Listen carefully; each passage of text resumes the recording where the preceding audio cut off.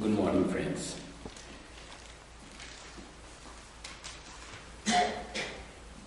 Holy Mother was born on 22nd December 1853.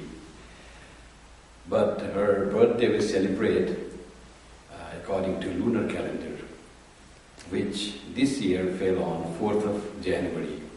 As that was a weekday, we celebrated here Holy Mother's birthday and this anniversary on 6th of January. It was a Sunday. So we thought, let us talk something about Holy Mother. Such a wonderful life, a great spiritual advent. Many consider her as goddess herself. Tremendous love, tremendous power. And her power is glorified in not exhibiting that power. Having tremendous strength and power and totally controlling that power so that it is not shown, very rarely revealed. That was the greatness of Holy Mother, the strength of Holy Mother. Some say she was extraordinarily ordinary. So she lived such an ordinary life that she was more ordinary than the most ordinary person.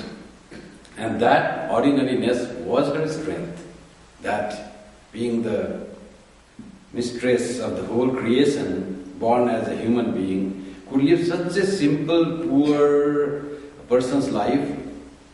So that was her strength.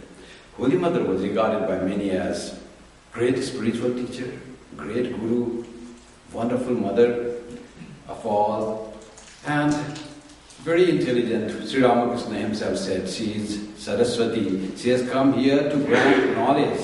But so unassuming. She didn't even learn to write as Sri Ramakrishna could at least put his signature. Holy Mother could write only Ma, as he learned later on. But she was the one who is to give knowledge to all. And these are all some wonderful aspects of Holy Mother's personality, her life, great life. So today we are trying to discuss about her humanity, just human being.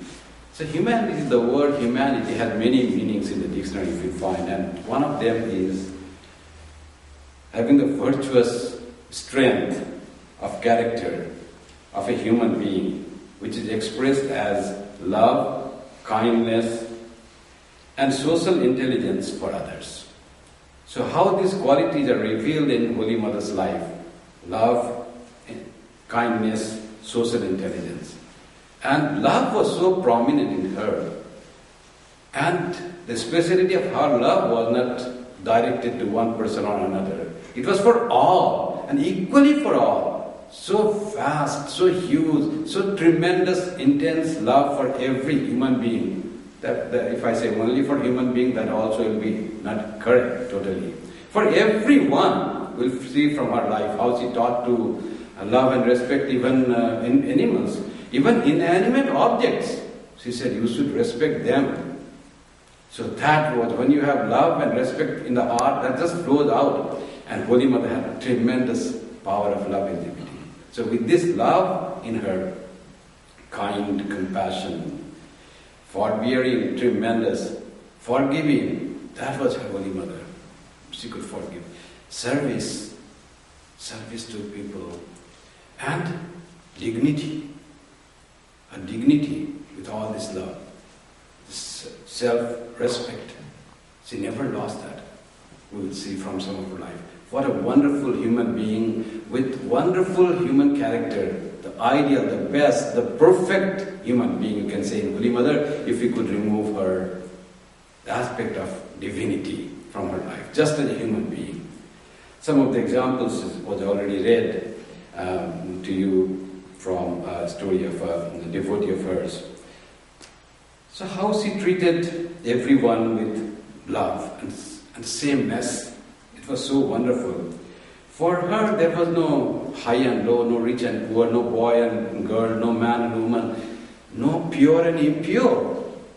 A holy person, not discarding anyone because he or she is impure in mind or has done something which is manifested as doing something bad. Everyone in the society knows that that person is not good in character. But for Holy Mother, that person was just a human being. All her human qualities that came out to love that human being without any less than any other person.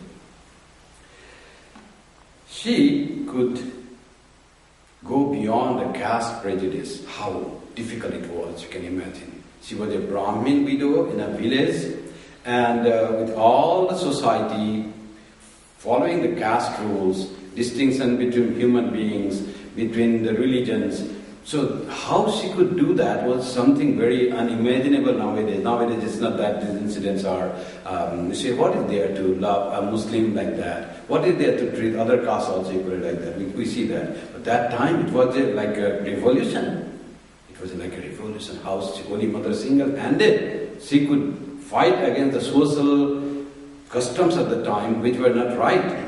And that practice of those customs slowly, gradually brought change in the society, which still something remnants you will find somewhere in the corner of India, but still from the major educated people or in the cities, it's almost wiping away the social injustice, caste distinction, the feeling that person belonging to other religion is not my own brother or sister. That is slowly fading, and it should fade away. First, let me give the example of how Holy Mother accepted Nivedita. The Brahmin widow were supposed to not eat with any other person or not even consider other person as acceptable, like particularly the Westerners. Westerners, they could not meet, they could not sit together, and when Swami Vivekananda brought Sister Nivedita, she came to serve India, and Swami Vivekananda had great hope that Nivedita would rouse the pitiable condition of women of India at the time. So first hurdle for Swami Vivekananda's plan to use Sister Nivedita's intelligence, power, her strength to rouse women was how much will she be acceptable by Sarada Devi, Holy Mother? Because she was a Westerner, which were not considered to be of the same status as the Brahmins. So when Holy Nivedita came, Holy Mother not only accepted her as her own daughter, she made her sit with her, she ate with her, which was unthinkable at the time. So no caste distinction or this Brahmin and non-Brahmin or Brahmin and Westerner, nothing was there. She could just eschew all those things, could treat Nivedita as her own daughter. And that relation was so strong, developed in time. When Nivedita started the school, Umuli asked to come and open the school. Not Swami Vivekananda, who was her guru and most dearest person in life and greatest guide in life, but to Holy Mother she asked, Mother, come and open this. Whenever Mother used to visit Mother, she used to call Mother to her school. And there was such a beautiful relationship that developed when Sister Nivedita came to the West to pray for an ailing friend.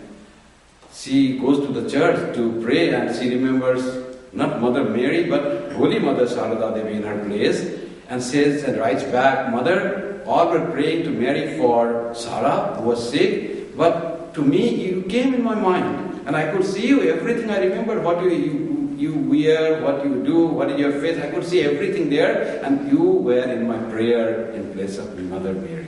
For that there was no distinction. And Holy Mother used to use one very old comforter, that old cover during sleeping time, comforter. Somebody said, it's so old, Mother, we can afford you now, can we, No, I will have to use this. You know who gave this to me? That cookie gave to me, that little girl gave to me, and that was the name she used to give lovingly to Sister Nivedita, Elizabeth Noble. So that she used until last. Though it was torn, the cotton was coming out from it, but she was never let it go away because of the relation that was in the Holy Mother. You know how the society was divided between Hindus and Muslims. And there was one Muslim, he was very poor, and he had taken to some wrong ways. He was even caught stealing and robbing. And he was a robber, a highway robber, a robber also, sometimes stealing a thing. He was caught, he was put to jail, a proved criminal. But somehow he came to Holy Mother, and Holy Mother would love. For her there was no pure and impure, criminal and ordinary. For her everyone was the manifestation of God. Everyone was for her was her child, dear child. And she used to treat that person very lovingly, very kindly, as she would treat everyone. That other people of the household didn't like in the village. How does she treat him that way? One day, he came during the food time, and they said he sat for the food, and Nalini Devi was serving something, some breads, crab breads, and she saw him, and he was known that he was not a good person. So she, not going near him, she started throwing the food a little far away, on this plate though, but little far away. Mother felt very bad. She said, you cannot feed a person like that without any feeling and with a feeling of differentiation. So she took that from her, Nalini, and young woman there, and she said, can one eat if you serve like that? So she put her bread on her plate very lovingly, and he ate with satisfaction, no distinction there. She had no distinction of anything. Her love was for everyone. That was so unique. So she had opinion as a social intelligence, a social awareness. So at that time, it was supposed that every girl should marry. That was the opinion of the people. So someone came to Holy Mother complaining that, Mother, my daughter is growing and she doesn't want to get married. What should I do for her? Can you ask her to get married? Because giving daughter in marriage is a great responsibility of a father, it is supposed. So unless that is done, father is very much worried, and that was the custom in India. So that was the responsibility of the parents, and a great responsibility. And that has to be done. Without that, they will not even lose the sleep at night. My daughter is not getting married and she is growing bigger. So in that condition, the person came with the hope that Holy Mother will call that daughter and say, you should get married, the father is worried for you. But Holy Mother said, if daughter doesn't want to get married, why you want her to be married? Let her free, let her wish be fulfilled. Without getting married also, people are happy. So don't force anyone to get married against their will. That was something very great at that time. This time and that time, in this 150 years, and particularly this part of the world, the West and the East, India, so much of difference that we cannot imagine that can be such a great thing to ask a girl to be given freedom to choose whether she wants to get married or not. It is something that we cannot think now here in the West at this present time. But that time in India it was a great thing that Holy Mother could advise.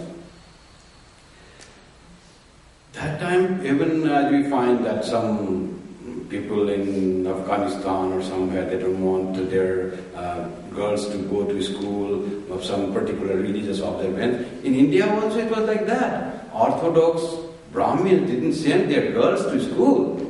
And when Sister Nivedita's school was formed, she was not getting students, girls to study. So Swami Vivekananda had to intervene, and he had to pick up the people among his friends and said, send your daughter to school. She has to learn. You see how the difference was there. They didn't want to expose the daughters to go to school on the road and come back. They want just to confine that they should be covered and they should not be exposed to the society and they should remain pure. That was the idea. And Holy Mother, Swami Vivekananda was an educated person. He was from the city and he had seen the West. He had tremendous will and desire to educate the girls and raise the woman to the level of man. Equality between man and woman was his tremendous wish. And he said, without the two wings of a bird cannot fly. If only men are strengthened and they are prosperous, how the society will develop. So that was his thing. But what about Holy Mother? She also supported, yes, girls should be sent to school. So that was her opinion to an Orthodox Brahmin girl. How she treated this, you see, at that time, freedom movement started in India. And people started neglecting and avoiding the foreign goods. They were becoming very patriot. And Holy Mother once asked to Brahmachari to buy some clothes for the people in the household, for her nieces and others in the household. So Brahmachari went and bought some coarse clothes made in the villages, made in homemade clothes. And when that was brought, the household said it was too coarse, we didn't want to use that. When Holy Mother was approached with that, Holy Mother called that Brahmachari and said, why did you buy these clothes? Why didn't you buy the finer clothes that come from England? So Brahmachari said, but Mother, those are the foreign clothes and we want to avoid using foreign clothes. Holy Mother said, but those Western people are also my children. Buy those for them. So that was her feeling of equality and love for everyone. How could she do that, you see? For her, she could understand against this rising, this patriotic fervor, and could even think that whole humanity is her own, and what these people like to use, give them that. When she came to Sri Ramakrishna as a wife, young wife, and Sri Ramakrishna was in tremendous spiritual attitude that time, tremendous spiritual fervor that time. And when wife came, he was married, and he asked Holy Mother, have you come to drag me to the world of Maya? What Holy Mother said? Holy Mother said, I am here only to help you in your chosen path. That was her service to her husband, to keep his wish fulfilled, to be of help. That's how Parasparam Bhavayanta. So Holy Mother will help Sri Ramakrishna to fulfill his will. Sri Ramakrishna will help Holy Mother to fulfill her will. That's how the family life was smooth and peaceful. And there was such a wonderful relation between Sri Ramakrishna and Holy Mother that you can't find in any other household. It was, if you take just it as a human relationship, there was so perfect match, so perfect feeling for each other. Though Holy Mother used to cook for Sri Ramakrishna and hardly come to meet Sri Ramakrishna in his room, though she was her wife, lived a few feet away from his house, in his room in Calcutta. But she said, I used to feel so joyful. I couldn't go there because men used to go, and when men went there, so women didn't go that time. But she said, I can't go there, but I feel that he is there, and I cook food for him, and I bring that for him, and once a day perhaps I could meet and see him. That is itself so peace-giving that I feel that peace, and that the jar of peace is always set within my heart. And how did Sri Ramakrishna treat her? She was always thoughtful about her.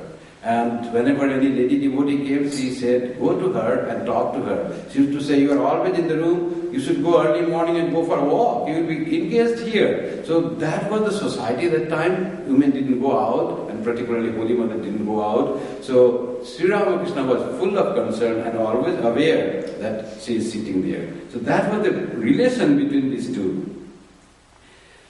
When in Jairambati, one person came with a small child, baby, and baby became sick, and he soiled the clothes that the baby was lying down. Now, woman was embarrassed, but Holy Mother said, I will clean this cloth, this linen. The devotee said, why, Mother? Why should you clean? I can clean. She said, no, is that not my child? If that was my baby, will you object me from doing that? That baby is yours, no doubt, but equally that baby is mine. So she insisted and cleaned the clothes. Just see the love and the treatment of the people. That was the Holy Mother's human side always. And how modest, quiet she was, but at times she could become strong and vocal. Once one person came, poor person in the village came drunk at home.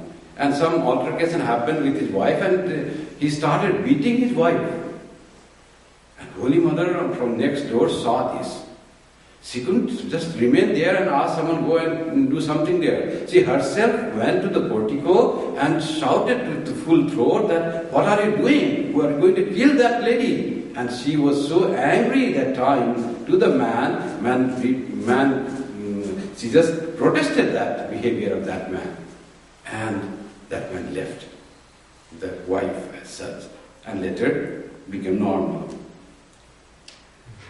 As it was said that Holy Mother, once one person came and he was his devotee, her devotee, and he came, fell to some wrongdoings and became a bad character person.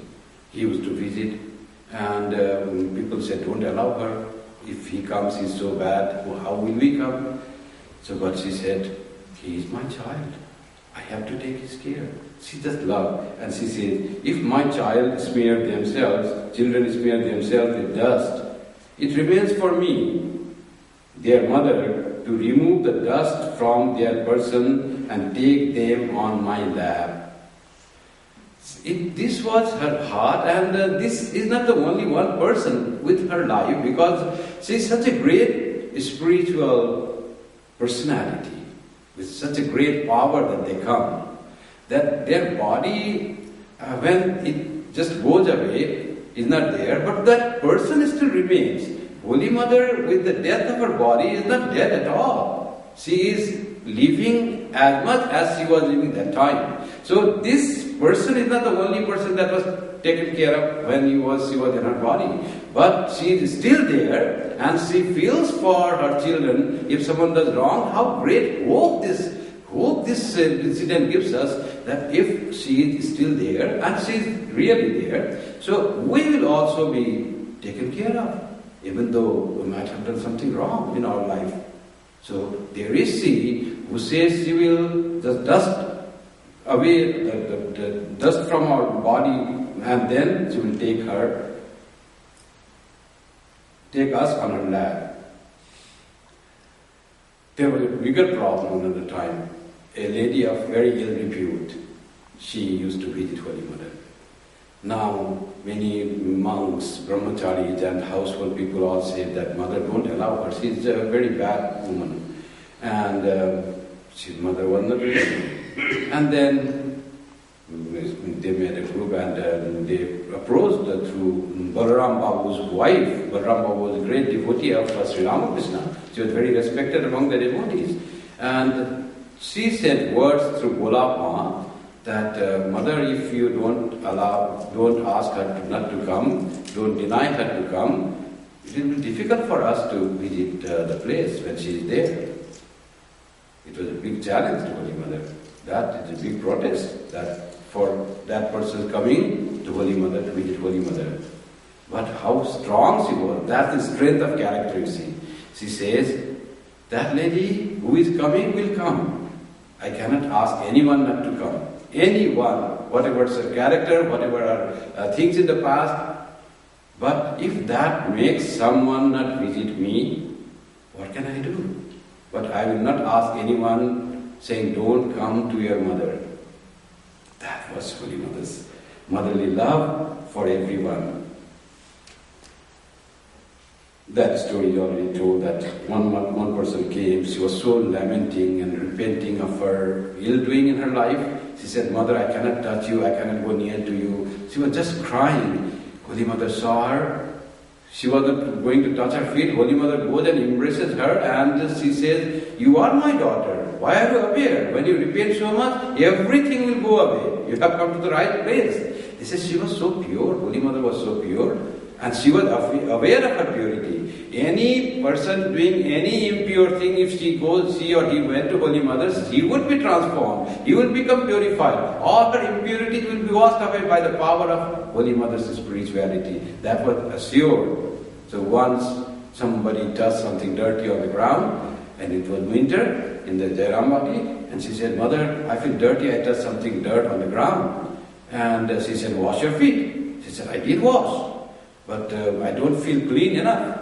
So what do you mean? You want to go to take bath in the river that time? In winter time, cold water? She said, no, you don't have to go. Then she said, sprinkle some Ganga water.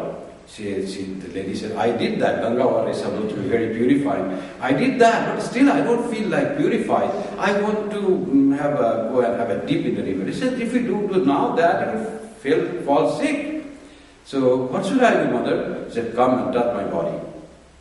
That was sheer fear. That would make any impure person pure. This lady was impressed by Holy Mother, and not only that, she gave initiation to this person. What will others say? She made her closest devotee. That was Holy Mother's love.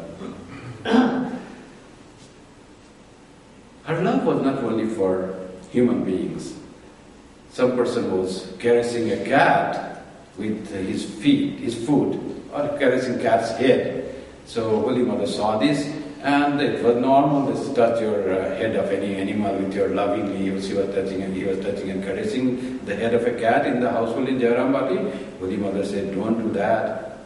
Don't touch anybody's head with your foot. You know, head is the place of Guru. So it was, no doubt it was love, but it was improper to, as if some less respect was shown to that cat than a human being. If you love any human being, will you caress with your foot? You don't do that. You caress with your hand. But to an animal, thinking it to be animal, that person was doing, and it was excess of love being shown in an improper way. Holy Mother said, don't do that, my dear. You can't touch anybody's head with your foot. Head is the place of Guru. Dishonoring head of even animal is like dishonoring your own Guru. There was one brahmachari, he didn't like cats and these pets. So, because the cat is to steal some fish or some food, and they complained to mother, and mother said, what they will do, that's their nature. If you don't give them, they have to survive. What will they do? They will steal, otherwise you feed them nicely. They won't feed, but they won't serve also.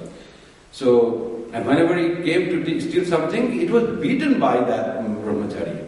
Holy Mother was going away to Calcutta. She was a little concerned for this cat and said, come here. She called that person brahmachari and said, you should take care of this cat. You know I am there in that cat too. But this was enough for that brahmachari, otherwise he would not listen.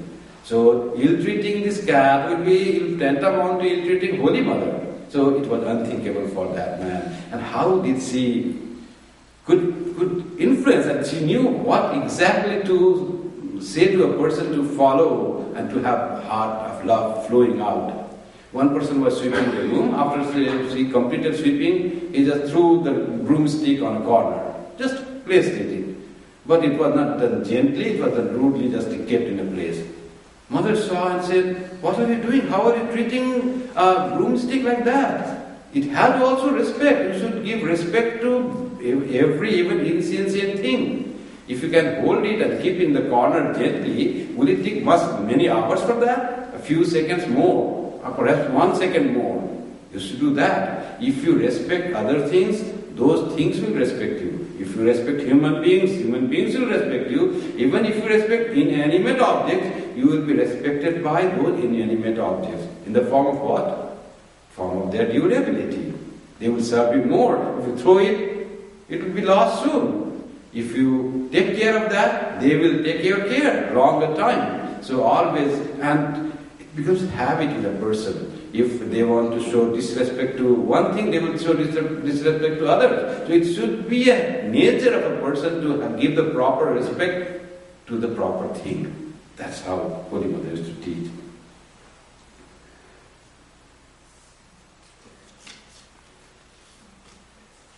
Her feeling of love. Once when widow came, she used to carry things. And her son was there, and one day Holy Mother saw the old lady, widow, herself coming, and she asked, what happened? I don't see your son for a long time. Why did you come yourself? And that was enough for that lady to start crying. What had happened? That widow's young son had died. And she said, Mother, my son died a few months ago. This was so shocking for Holy Mother. First her eyes were filled with tears, Then she started shedding tears, then started crying and wailing so loudly, everyone in the household came out. What had happened to Holy Mother?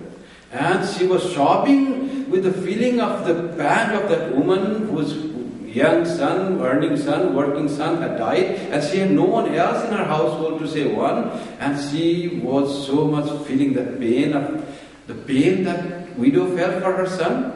The same pain Holy Mother could feel out of her love for this widow, the person who came in front of her. And her crying was so great, so loud, and wailing was so intense. This love, feeling of love, it was not a show, it was just came, spontaneous it came with Holy Mother. Anywhere she heard that something is being done wrong to someone, she was so upset. Now about social injustice, you see, we heard that you should treat all equally. You cannot discard something because they are foreigners. Though she wanted India to be free. Once what happened to one pregnant woman was mistaken identity and was thought to be a freedom fighter. British rule, so they thought her to be the freedom fighter, in her language the terrorist, and they arrested her in her village and make her walk all the way to police custody.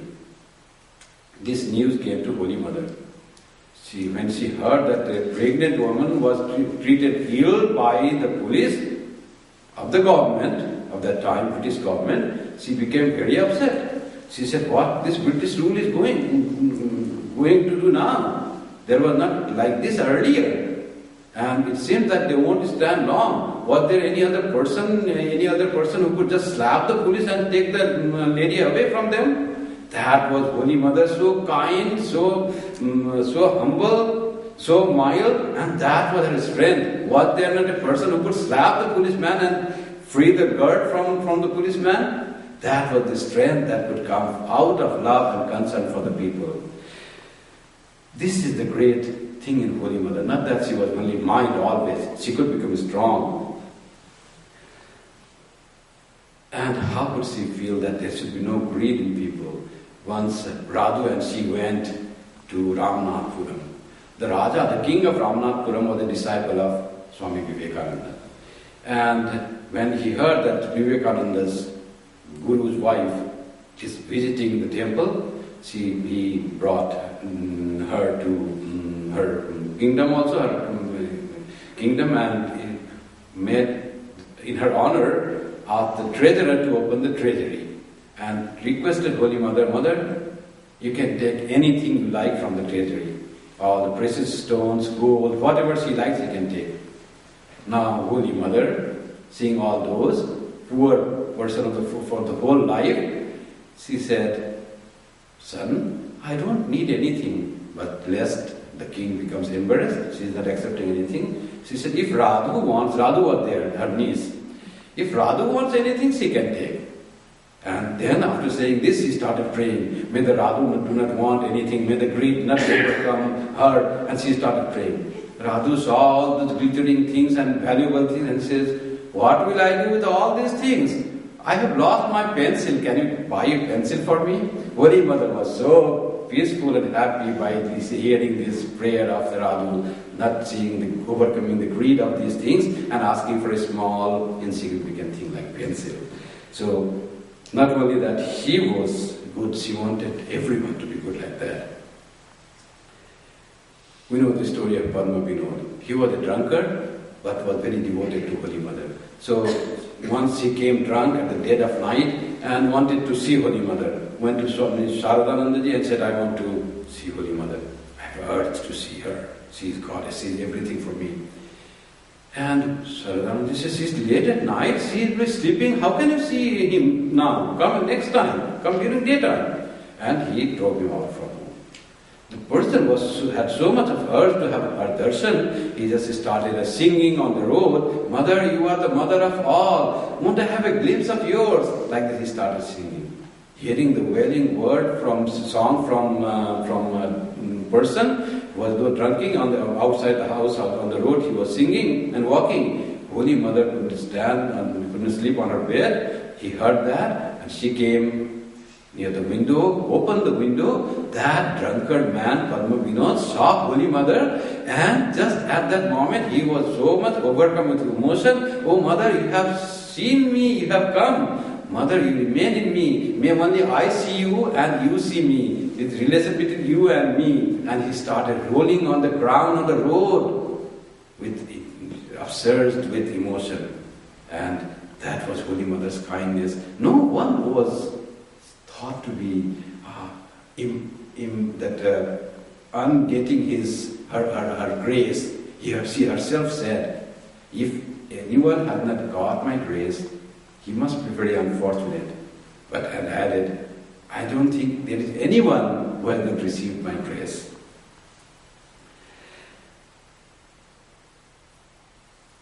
There, when Swami Vivekananda had gone from the West and Belur Math was formed, there were some workers hired, the servants hired to do the work in the monastery, and it was found that one of the workers had stolen something. He was in the habit of stealing things.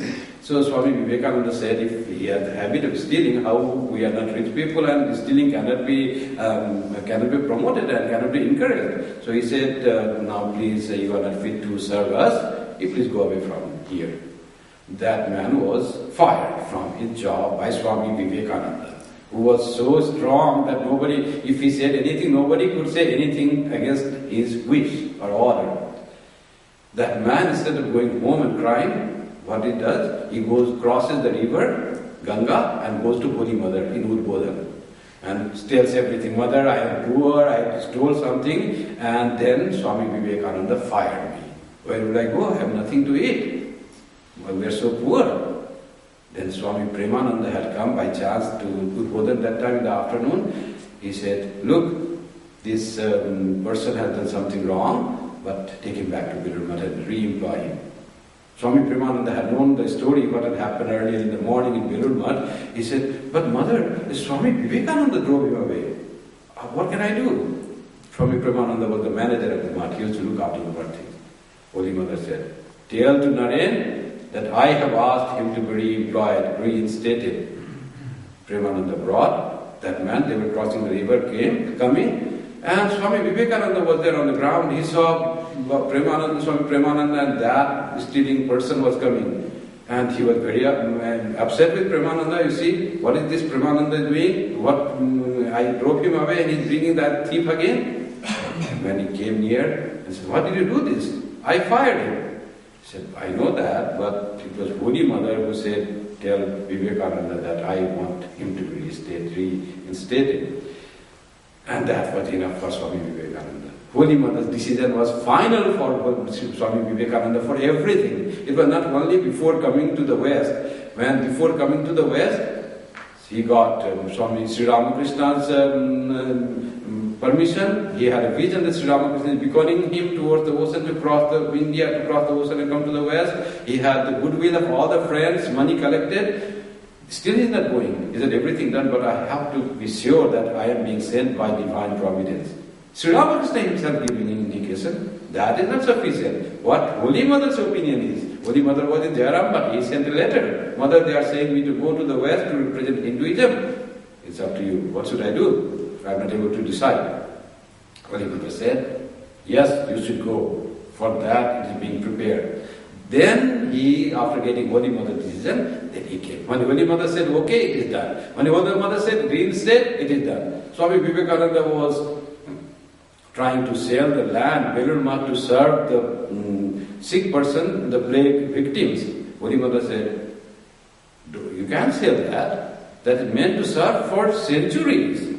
That is the center. Just by selling that and serving few people now, it will not do good.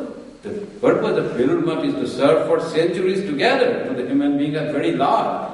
Swami Vivekananda at once stopped that. Once Swami Vivekananda thought that we need to raise the rajas, the activity of the whole country. For that some sacrifice is also okay, sacrifice of some animals.